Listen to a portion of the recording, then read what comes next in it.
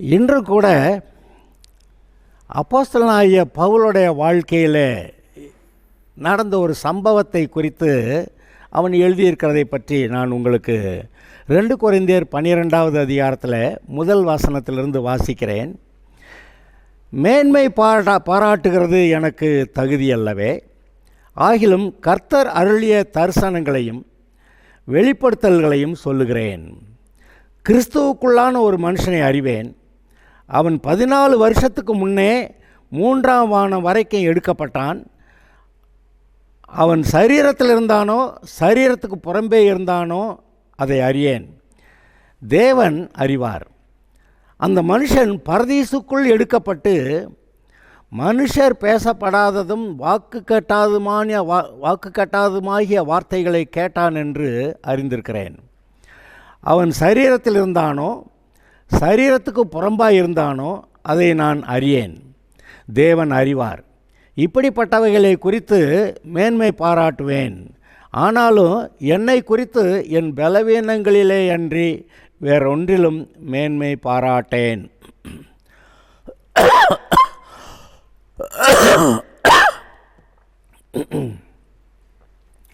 இப்படிப்பட்டவைகளை குறித்து மேன்மை பாராட்டுவேன். ஆனாலும் என்னை குறித்து என் பலவீனங்களிலே அன்றி வேறொன்றிலும் மேன்மை பாராட்ட மாட்டேன்.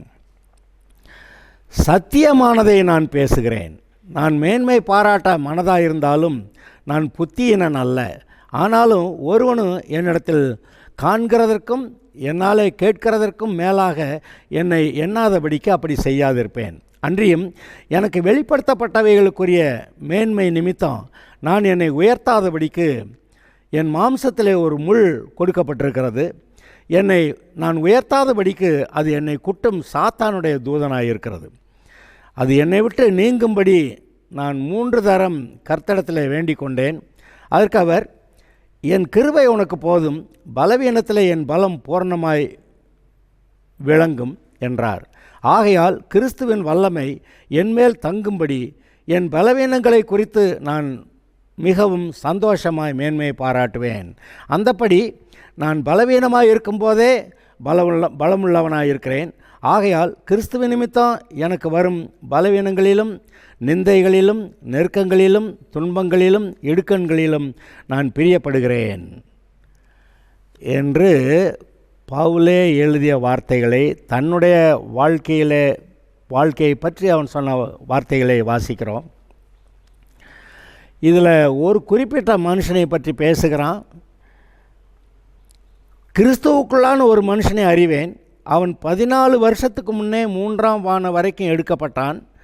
அவன் சரீரத்தில் இருந்தானோ சரீரத்துக்கு புறம்பே இருந்தானோ அதை அறியேன், தேவன் அறிவார். அந்த மனுஷன் பரதீசுக்குள் எடுக்கப்பட்டு மனுஷர் பேசப்படாததும் வாக்கு கட்டாதுமான வார்த்தைகளை கேட்டான் என்று அறிந்திருக்கிறேன். 3ஆம் வானம் வரைக்கும் எடுக்கப்பட்டதை பற்றி, அதுவும் 14 வருஷத்துக்கு முன்னாடின்னு சொல்கிறான்.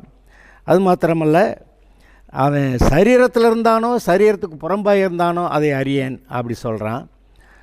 அப்போ இது எந்த சமயத்தில்னா, ஒரு இடத்துல பிரசங்கம் பண்ணபோது அவனை அடித்து செத்து போயிட்டான், இழுத்து கொண்டே பட்டண வாசலுக்கு வெளியே போட்டாங்க. ஆனால் அதுக்கு பிறகு சீஷர்கள் வந்து அவனை சூழ்ந்து நின்றபோது அவன் மறுபடியும் உயிரோடு எழுந்து நின்றான், நடந்தான்னு பார்க்குறோம். அந்த இடத்துல உயிரோடு எழுந்தான்னு போடலை, அவன் எழுந்து நடந்தான்னு பார்க்குறோம். அந்த ஒரு இடம்தான், ஒருவேளை அவன் செத்தான்னு நினச்ச அந்த இடத்துல உண்மையிலே அவன் செத்து அல்லது சாகாமல் இருந்தால் கூட அவன் ஆவி 3ஆம் வானம் வரைக்கும் அங்கே பரதேசுக்குள்ளே எடுக்கப்பட்டு அங்கே சில காட்சிகளை கண்டு அதுக்கு பிறகு மறுபடியும் அவன் திரும்ப பூமிக்குள்ளே இந்த சரீரத்துக்குள்ளே வந்து மீதி ஊழியத்தை செஞ்சான்னு நம்ம நினைக்க வாய்ப்பு இருக்கிறது. கிறிஸ்துவுக்குள்ளான ஒரு மனுஷனை அறிவேன்னு அவன் சொல்லும்போது, தன்னைத்தானே சொல்லும்போது ஒருத்தன்னு சொல்லிடுறான் அப்படின்னு மட்டும் நம்ம பார்த்தோம்னா அது நமக்கு விளங்குது. அப்போ அவன் சரீரத்தில் இருந்தபோது பரலோகத்தில் இருந்த காட்சிகளை கண்டானா, சரீரத்தோடு போனானா, சரி ஆவியில் போயிட்டு திரும்பி வந்தானா, அது எனக்கு சொல்ல தெரியலேன்ட்டான். அது பவுலாக இருந்தாலும் சரி, வேறு எந்த ஒரு மனுஷனாக இருந்தாலும் சரி. ஆனால் தன்னை பற்றி மட்டும் சொல்ல போக தான் ஆவியில் போனானா சரீரத்தோடு போனானா அந்த கம்பேரிசன் வரும். சரி, அப்போ இவ்வளவு மேன்மையான வெளிப்பாடுகளை பற்றி இதை பற்றி நான் மேன்மை பாராட்டுவேன்னு சொல்கிறான். ஆனால் அது பின்னாடியே வரக்கூடிய வசனங்கள் கர்த்தர் இவனுக்கு கொடுத்த வெளிப்படுத்துகள் நிமித்தம் இவன் தன்னை மேன்மை பாராட்டிடக்கூடாது அப்படின்னு சொல்லி ஏதோ அவனுக்கு ஒரு சரீரத்தில் ஒரு முள் கொடுக்கப்பட்டது. இது நான் என்னை உயர்த்தாதபடிக்கு என்னை குட்டும் சாத்தானுடைய தூதனாக இருக்கிறது. இதை பொதுவாக மக்கள் சரியாக புரிந்து கொள்ள முடியல. இன்றைக்கு நமக்கும் இதுதான் நடக்குது. நாம் ஒருவேளை பெரிய விஷயத்தில் நாம் பெரிய பணக்காரன் இல்லை, ரொம்ப படிப்பு, பெரிய ஆளுகை அப்படியெல்லாம் எதையாவது ஒன்று சொல்லி நம்மை மேன்மை பாராட்டி நம்மளே கடவுள்னு சொல்லிடக்கூடாதுங்கிற அளவுக்கு கர்த்தர் சில சரீரத்தில் முள் போல் உன்னை குட்டும் சாத்தானுடைய தூதனை அப்படி இருக்குன்னு சொல்லக்கூடியது நமக்கும் இருக்க தான் செய்யுது. அவனுடைய வாழ்க்கையில் பெரிதான வெளிப்பாடுகளை பெற்றுக்கொண்டான்.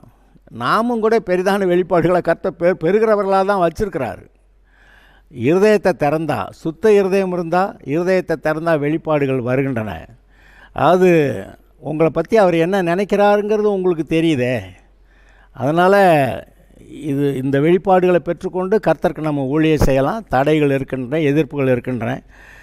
இந்த இடத்துல மற்ற எல்லா காரியங்களையும் அற்புதங்களெல்லாம் செஞ்சுட்டு தனக்கு ஒரு சரீரத்தில் முள் அல்லது வேதனை, ஒரு வியாதி அப்படின்னா அந்த வியாதியை போக்குறதுக்கு அவன்கிட்ட இருந்த வரம் பிரயோஜனமாக இல்லை. அதனால் வரங்கள்னால் அது மற்றவங்களுக்கு பிரயோஜனமாக இருக்குமே ஒழிய வரத்தை உடையவர்களுக்கு அது பிரயோஜனமாக இருக்காது. அந்த வரத்தை உடையவர்கள் விசுவாசத்தினால தான் கிருபையை பெற்றுக்கொள்ள வேண்டுமே ஒழிய வரத்தினால தனக்குத்தானே சோகமாக்கிக்கலாம், நம்ம வீட்டில் வேறு ஏதாவது அற்புதம் செஞ்சுக்கலாம், செய்ய முடியாது. இங்கே நாம் கர்த்தரிடத்திலே, கர்த்தருடைய வசனத்திலே, விசுவாசத்திலே முன்னேற வேண்டும். நம்முடைய வாழ்க்கைக்கு நம்ம ஆவியின் கனியை தான் பெறணுமே ஒழிய வரத்தினால நம்முடைய வாழ்க்கையை ஓட்ட முடியாது. வரத்தை நம்புகிறவர்கள், அதாவது ஊழியத்துக்கு வரத்தை நம்பலாம், ஏன்னா அதுதான் நமக்கு அற்புதம் செய்கிறது. ஆனால் நம்முடைய சொந்த வாழ்க்கைக்கு, குடும்ப வாழ்க்கைக்கு நாம் வரத்தை நம்பினால் அது நமக்கு பிரயோஜனமாக இருக்காது. வரத்தை நம்புகிறவருடைய வாழ்க்கையை ரொம்ப மோசமாகலாம் சில இடத்துல முடிஞ்சிருக்கிறத நான் பார்த்துருக்குறேன். வரத்தை நம்முடைய சொந்த வாழ்க்கைக்கு எதிர்பார்க்கக்கூடாது. ஆனால் என்ன சொல்லிட்டார், என் கிருபை உனக்கு போதும்ன்றார். கிருபை இவனுக்கு மட்டுமா? எல்லாருக்குமே கிருபை தான். அவர் கிருபையை கொடுத்தா அதை விசுவாசத்தினால பெற்றுக்கொள்ளணும். ஆக எல்லாருக்கும் கிருபை கொடுக்கப்பட்டிருக்கிறதே, உனக்கு கொடுத்த கிருபை உனக்கு போதும்ன்றாரு. அப்போ நீ இந்த கிருபைக்கு மாறு. ஏதோ கெஞ்சி மண்டாடி ஜெபம் பண்ண வந்துட்டியே, நீ அப்படி இல்லாமல் கிருபைக்கு மாறி என்னுடைய வார்த்தையை விசுவாசி அப்படின்னு சொல்ல வந்துட்டார். அப்போ அந்த சமயங்களில் இவனுடைய சரீரத்தில் எவ்வளோ பெரிய போராட்டம் இருந்தாலும் கூட ஊழியத்தை செய்ய போகிறப்ப அங்கே பார்த்தோம்னா அங்கே அற்புதங்கள் நடக்குது. நான் என்னுடைய பலவீனத்தில் கூட கர்த்தருடைய வல்லமை பலம் பூர்ணமாய் விளங்குறத பார்த்து அது நிமித்தம் கூட நான் மேன்மையை பாராட்டுகிறேன். என்னை குறித்து என்னுடைய பலவீனத்தில் இவன் மேன்மை ஒரு இடத்துல சொல்கிறான், மகா பெரிய அப்போஸ்தலர்களுக்கு நான் ஒன்றும் குறைந்தவன் அல்ல அப்படி சொல்லிவிட்டான். ஒரு இடத்துல சொல்கிறான், நியாயப்பிரமாணத்தின்படி நான் குற்றஞ்சாட்டப்படாதவன்னு சொல்லிட்டான். நான் இடத்துல ஒரு குற்றத்தையும் காண்கிறதில்லைன்னு சொல்லிட்டான். நான் எபிரேயரில் பிறந்த எபிரேயன், இந்த வம்சத்தான் நல்லா சொல்லிட்டான். நான் எல்லாத்துலேயும் மேன்மை, ஆனால் அதனால் நான் ரட்சிக்கப்படலைன்னு சொல்கிறான். அப்புறம் என்ன சொல்கிறான், கர்த்தர் எனக்கு என்கிட்ட உண்மையை பார்த்து கர்த்தர் இந்த ஊழியத்தை என்கிட்ட ஒப்பு கொடுத்தாரு அப்படி சொல்கிறான். ஆக அவன் தன்னுடைய மேன்மை பாராட்டினாலும் அது பாராட்டி அது வேறு மாதிரி டைரக்ஷனில் போயிடக்கூடாதுன்னு அவனுக்கு ஒரு முள் கொடுக்கப்பட்டது. நம்ம எல்லாருக்கும் கொடுக்கப்பட்டிருக்கிறது. நம்ம ஒவ்வொரு இடத்துலையும் நம்ம ஏதோ கெஞ்சி மன்றாடி எனக்கு இது இருக்காது அப்படியெல்லாம் சொல்லி இல்லை. அவருடைய வார்த்தையின் மேலே இருக்க விசுவாசத்தை கொண்டு நீங்கள் உங்களுடைய வாழ்க்கையில் நீங்கள் சுகமடைய பலனடைய வேண்டும். உங்களுடைய சொந்த வாழ்க்கைக்கு உங்களுக்கு கொடுத்த கிருபை போதும், அது போதும்னு சொல்லிட்டாரு. பவுலுக்கும் அதை, நமக்கும் அதை. அதே சமயத்தில் ஊழியத்துக்கு போகிற போது இந்த கிருபை வேறு மாதிரி, அது வரங்களோடு கூட அங்கே மற்றவர்களிடத்தில் பேசக்கூடிய, அங்கே அற்புதங்கள் செய்யக்கூடிய, அது வரங்களாய் ஆவியின் வரமாய் வருகிறது. ஆவியின் கனியில் இருக்கிற விசுவாசம் வேறு, ஆவியின் வரத்தில் இருக்கிற விசுவாசம் வேறு. அதனால் நாமும் கூட நம்முடைய வாழ்க்கையில் நம்முடைய தேவைகளுக்கு கர்த்தருடைய வசனத்தை விசுவாசித்து, ஒருவேளை விசுவாசம் வரலைன்னா இன்னும் கொஞ்சம் 1-2 தடவை உபவாசம் போட்டு ஜெபம் பண்ணி நம்முடைய கர்த்தருடைய நன்மையை பெற்றுக்கொண்டு வாழ்க்கையில் முன்னேறலாம். ஏன் 1-2 தடவை உபவாசம் போட்டுன்ட்டேன்? ஒரு தடவை ஒரு சிறு பையன் அவன் சந்திரரோகியாக காக்கா வலிப்பு இங்கே அங்கே விழுகிறான். அப்படின்றப்ப சீஷர்கள் அந்த பிசாசை விரட்ட முடியல, இயேசுவை கூட்டு வந்தாங்க. இயேசு அதை விரட்டினார். ஏன் எங்களுக்கு விரட்ட முடியாமல் போச்சு அப்படின்னு கேட்குற போது, அது உங்களுடைய அவிசுவாசத்தினால தான் அப்படின்ட்டார். அப்புறம் பின்னாடி சொல்கிறாரு, இந்த ஜாதி பிசாசு உபவாசத்தினாலும் ஜெபத்தினாலுமே அன்றி வேறு விதத்தினாலும் புறப்பட்டு போகாதுன்னுட்டார். அப்போ அவிசுவாசம்னு சொன்னார்.